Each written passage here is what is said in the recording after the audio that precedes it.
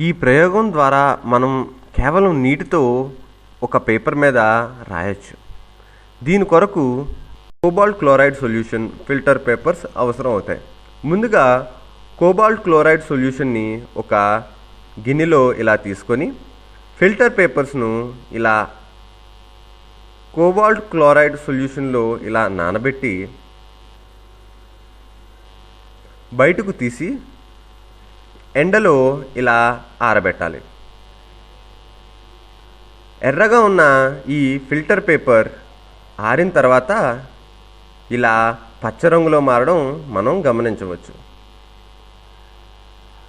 ఇలా చేసుకున్న మన మ్యాజిక్ పేపర్ మీద కేవలం నీరు ఉపయోగించి ఇలా మనం ఎర్రగా రాయొచ్చు. పచ్చ రంగు మీద ఇలా ఎరుపు చాలా స్పష్టంగా కనబడుతుంది. ఈ విధంగా మనం కేవలం నీరు ఉపయోగించి ఇలా పేపర్ మీద రంగుతో రాయొచ్చు. కెమిస్ట్రీతో మరెన్నో సరదా ప్రయోగాలు మనం ఇలా చేయొచ్చు.